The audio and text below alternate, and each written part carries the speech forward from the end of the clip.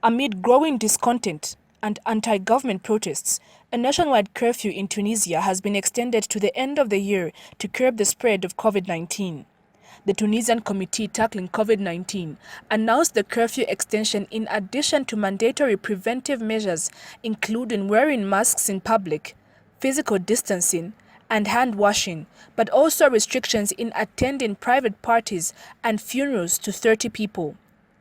Government announced that cafes may remain open until 19 hours but must remove their chairs from 16 hours onwards, while shisha pipes will remain banned in all shisha bars and cafes.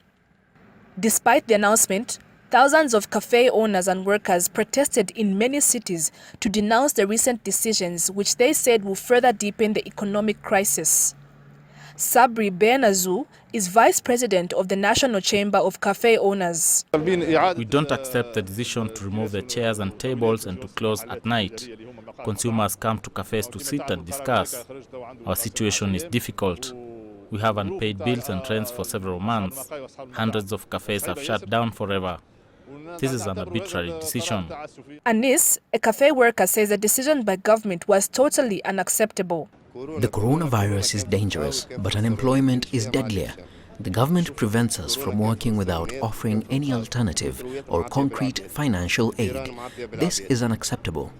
The Tunisian Confederation of Industry revealed that 80% of restaurants had been shut down indefinitely due to the pandemic, with many related economic sectors being affected. We can no longer support this situation. It's catastrophic. Many professionals are impacted because restaurants work with butchers, vegetable merchants and bakers. Many economic sectors depend on restaurants and cafes. Now, the Tunisian government has reported an increase in the number of protests and sit-ins since the outbreak of the second wave of the pandemic in September.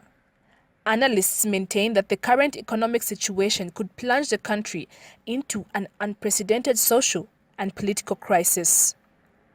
Virginia Chilongo for Movie TV News.